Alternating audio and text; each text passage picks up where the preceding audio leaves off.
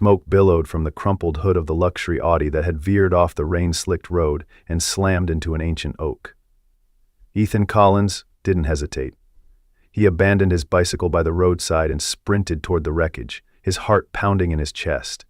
Through the spider web of cracked glass, he spotted a blonde woman slumped over the steering wheel, blood trickling from a gash on her forehead.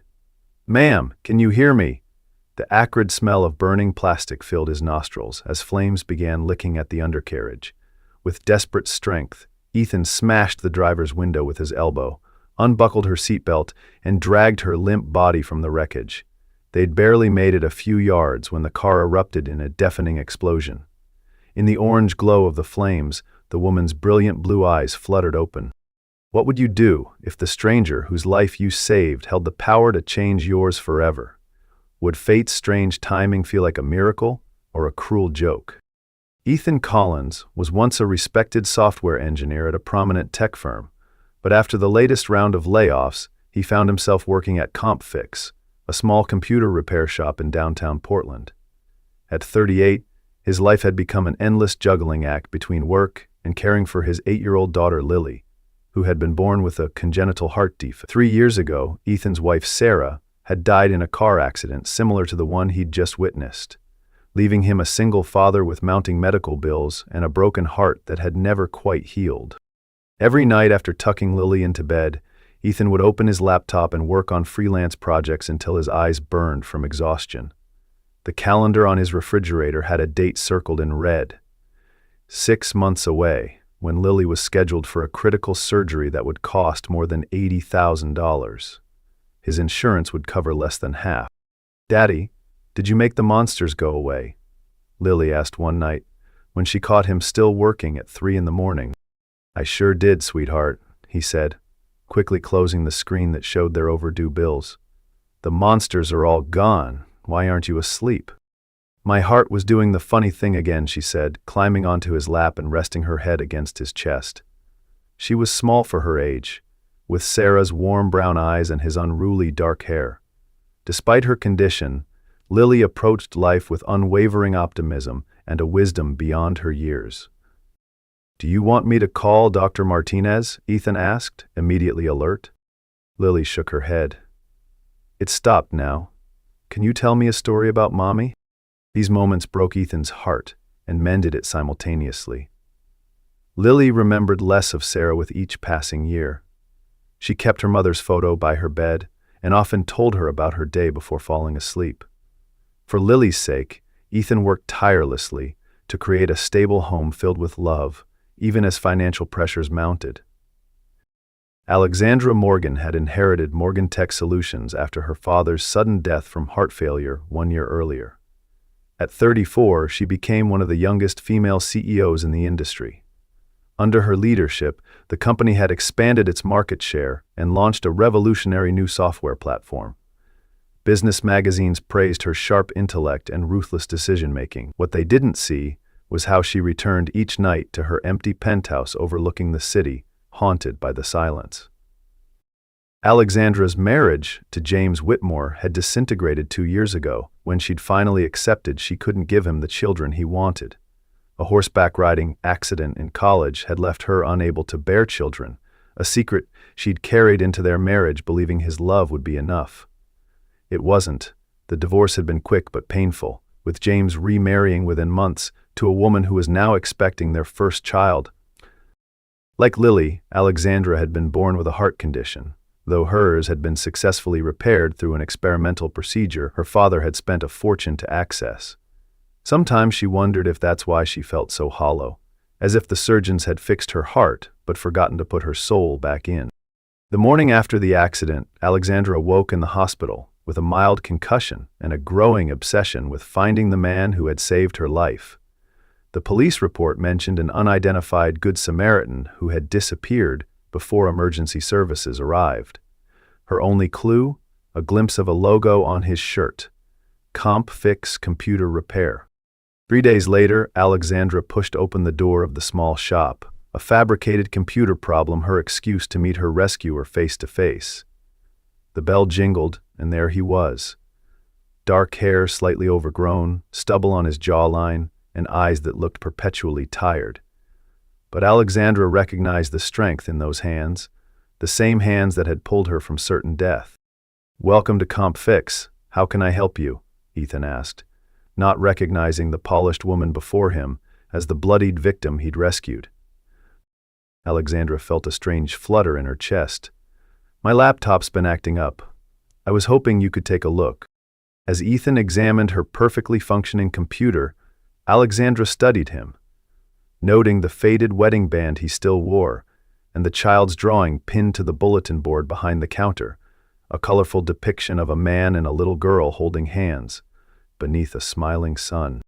"Looks like just a simple driver issue," Ethan explained. "Should be good to go now." When he handed her the bill, Alexandra paid in cash, adding a $100 tip that made Ethan's eyes widen. "Ma'am, this is way too much. I can't." "Please," she insisted. "Good service deserves recognition." As she turned to leave, she spotted a flyer for a charity walk for children with heart conditions. Something clicked into place. "Do you participate in this?" she asked, pointing to the flyer. Ethan's expression softened. "My daughter has a congenital heart defect. We walk every year." "My father died of heart failure," Alexandra said, the first personal detail she'd shared with a stranger in months. "I'd love to contribute to your fundraising page." That first encounter sparked a careful dance. Alexandra returned to the shop weekly with minor technical issues, each time engaging Ethan in longer conversations.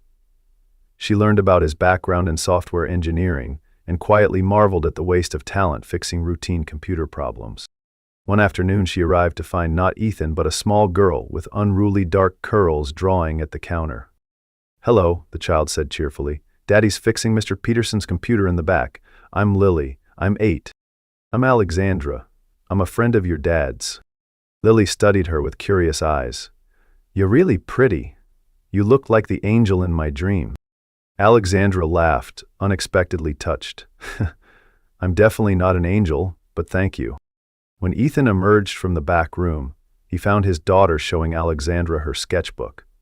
Something warm and unfamiliar spread through his chest at the sight of them together. "Lily, don't bother the customers," he said gently. "She's not bothering me at all," Alexandra responded. "She's quite the artist." Before leaving, Alexandra impulsively purchased an expensive professional coloring set she'd spotted on a shelf and handed it to Lily. "For your beautiful artwork." The gratitude in Ethan's eyes made her uncomfortable. She wasn't used to genuine emotion in her corporate world of strategic pleasantries. A week later, Alexandra returned with a business proposition. "A friend's startup needs their computer systems set up. It's too small for my company to handle, but perfect for someone with your expertise. They'd pay well." Ethan hesitated, pride warring with practicality. "I don't need charity." "It's not charity. It's a legitimate job that needs doing." She held his gaze. "Think of Lily." Those 3 words broke his resistance.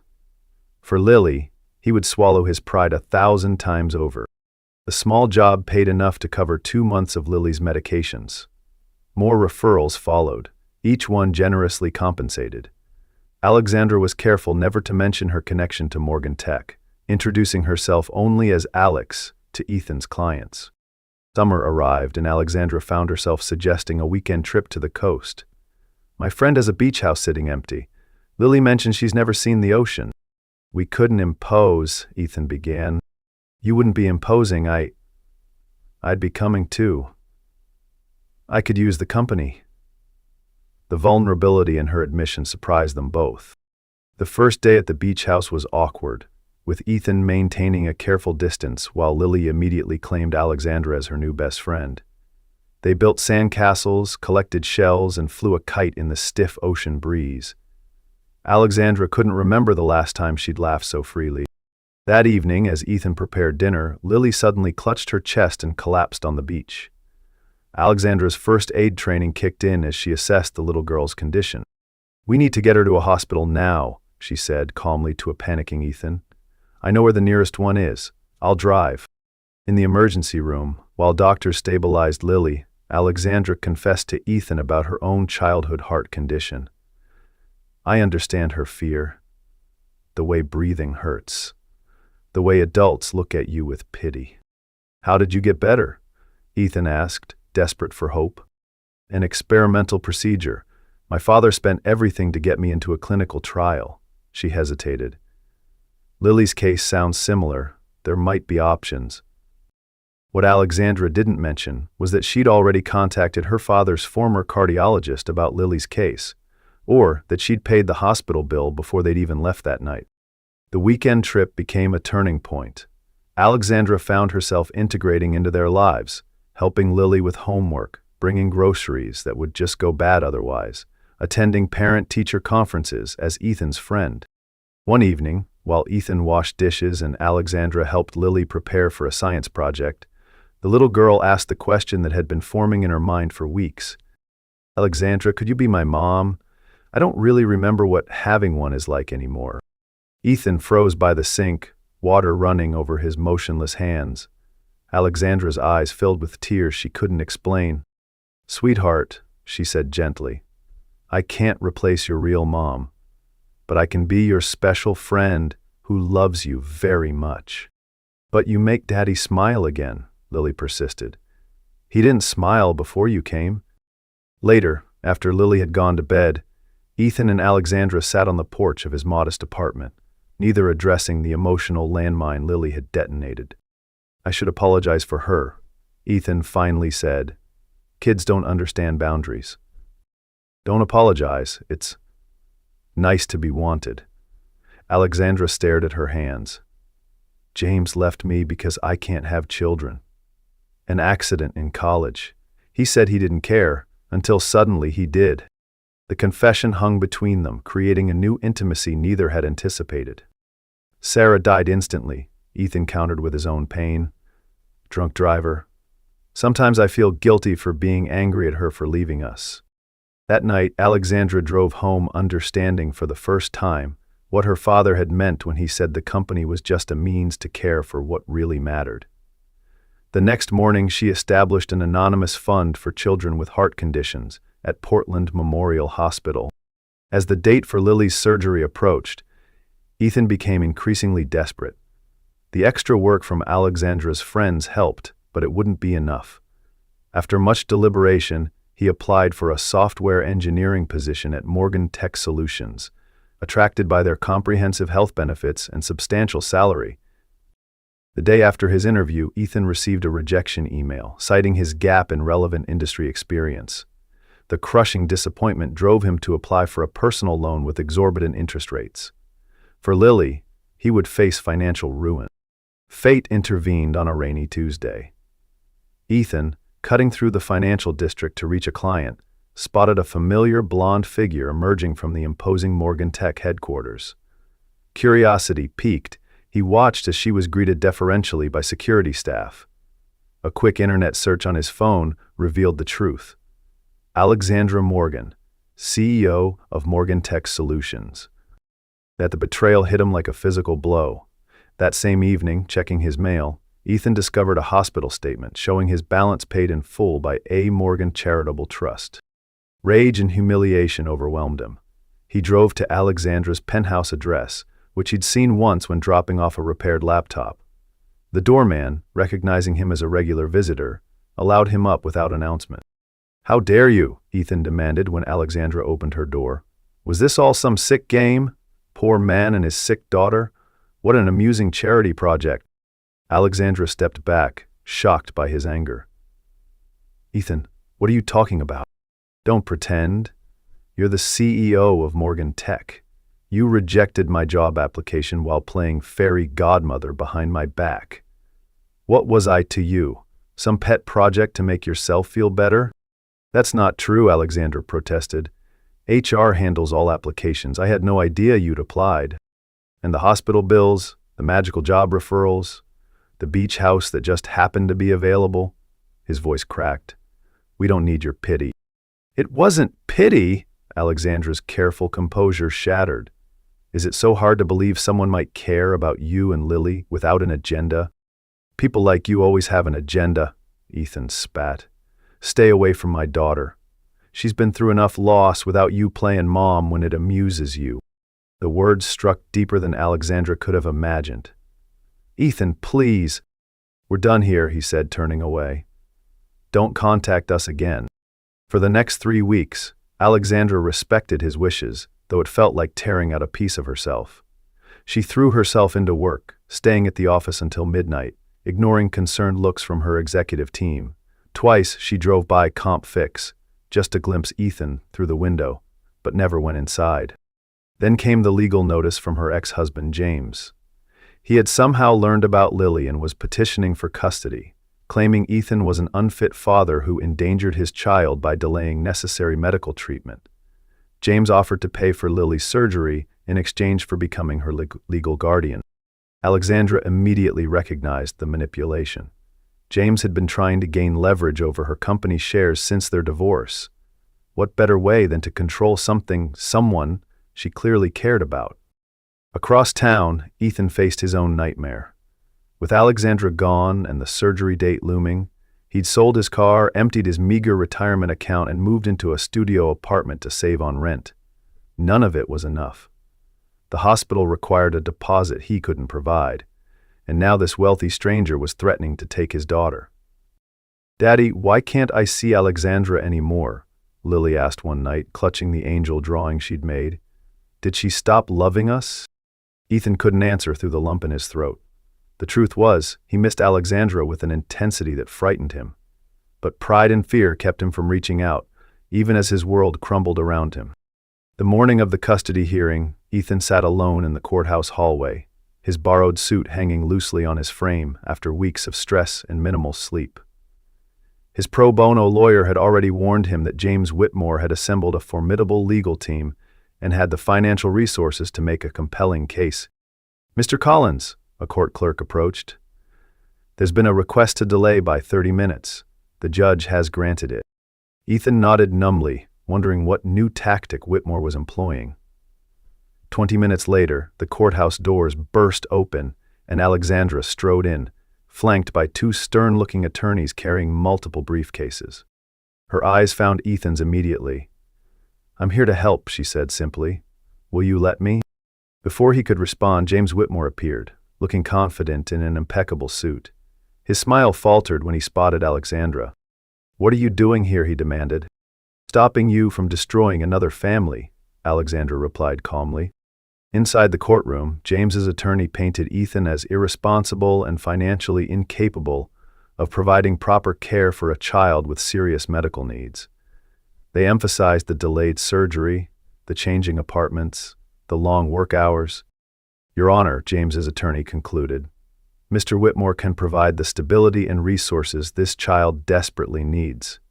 He and his wife have already been approved as foster parents and can offer Lily a proper 2-parent home." When it was Ethan's turn, his lawyer did his best, but lacked the resources to counter James's well-crafted narrative. Ethan's heart sank as he watched the judge's expressions. Then came the surprise witness, Alexandra Morgan. "Ms. Morgan, what is your relationship to the child in question?" James's attorney asked, clearly hoping to portray her as just a casual acquaintance. "I know Lily because her father saved my life," Alexandra began, her voice steady. She recounted the car accident, Ethan's heroism, and how she had sought him out to thank him. Then, she addressed the elephant in the room. "Your Honor, James Whitmore is my ex-husband. He has no interest in Lily's welfare. This is a calculated attempt to gain leverage over my company's shares through emotional manipulation." Gasps filled the courtroom as Alexandra revealed the evidence her investigators had uncovered. James had bribed an HR employee at Morgan Tech to reject Ethan's application. He had orchestrated this entire situation after discovering Alexandra's connection to Ethan and Lily. "Furthermore," Alexandra continued, producing a document, "I have here proof that Mr. Whitmore attempted to coerce me yesterday, offering to drop this custody case in exchange for 15% of my company's shares." As James sputtered denials, Alexandra addressed the judge directly. "Your Honor, Ethan Collins is an exceptional father who has sacrificed everything for his daughter. The only reason Lily's surgery was delayed was financial, a situation I tried to help with until my own complicated history with Mr. Whitmore interfered." She turned to face Ethan, her voice softening. I never meant to offer charity. I offered help because Lily touched my heart in ways I never thought possible after learning I couldn't have children of my own, and because Ethan showed me what real strength and love look like. In a move that stunned the courtroom, Alexandra announced she was establishing a $30 million foundation for children with heart conditions, with Lily's surgery as its first beneficiary. Not as charity, she emphasized, but as a legacy to my father, who died of heart failure, and to honor the man who taught me that saving a life means more than building a company. The judge, visibly moved, dismissed James's petition and issued a restraining order preventing him from contacting Ethan or Lily. As a final surprise, court officers entered with a warrant for James's arrest on charges of attempted corporate extortion and witness tampering. In the chaos that followed, Ethan found Alexandra in the hallway, words failing him. "Why?" he finally managed. "After how I treated you," Alexandra smiled sadly. "Because some people are worth fighting for, even when they push you away." That afternoon, Ethan allowed Alexandra to drive him to the hospital where Lily was undergoing pre-surgical tests. In the sterile waiting room, they began the delicate process of rebuilding trust. "I should have told you who I was from the beginning," Alexandra admitted, "and I should have given you the chance to explain." Ethan ran a hand through his hair. "I was so afraid of being someone's charity case that I couldn't see you were just being human." When they entered Lily's room, the little girl's face lit up at the sight of Alexandra. "You came back. I knew you would. I told the angels to bring you back to us." 1 year later, Lily's successful surgery was a fading scar on her chest, and life had transformed for all of them. Ethan had accepted a position at Morgan Tech not as a favor, but because he was genuinely the best person for the role of Chief Technology Officer. Alexandra had restructured the company, delegating day-to-day operations to focus on the Heart Foundation and her own personal growth. They lived in neighboring houses in a quiet suburban neighborhood, where Lily could safely ride her bike and tend to the vegetable garden they'd planted together. The arrangement raised eyebrows among Alexandra's corporate friends, but she no longer measured her life by others' expectations. On warm evenings, after Lily went to bed, Ethan and Alexandra would sit on the porch swing, talking about everything and nothing.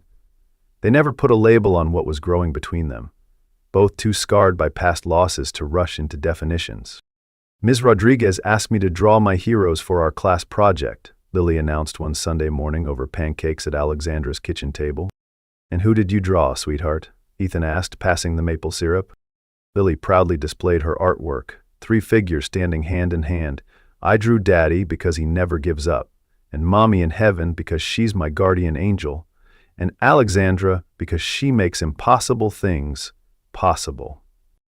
"That's beautiful, Lily," Alexandra said, blinking back tears. "But I'm not really a hero." "Yes, you are," Lily insisted. "You fixed my heart, and you fixed Daddy's heart, too. He smiles all the time now." Ethan's eyes met Alexandra's across the table, a silent acknowledgement of the truth in a child's observation. At Lily's 9th birthday party, a neighbor asked the question everyone had been wondering.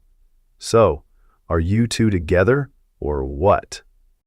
Ethan and Alexandra exchanged glances, but offered no clear answer. Later, after the guests had gone and Lily was asleep, surrounded by new presents, they stood in Alexandra's garden under a canopy of stars. "Sometimes the strangers who come into our lives end up being the family we never knew we needed," Ethan said softly, taking Alexandra's hand. She intertwined her fingers with his, a smile playing at her lips. "And sometimes saving a life ends up saving your own heart in the process." Inside the house, Lily watched from her bedroom window, grinning as she closed her diary, where she'd written in careful handwriting, "Operation Family Reunion, Success." If this healing journey touched your heart, please like this video, share this story, and subscribe to our channel to strengthen your faith in humanity and family bonds. What do you think should happen next? Should Ethan and Alexandra move forward into marriage, or remain special friends who found family in unexpected places?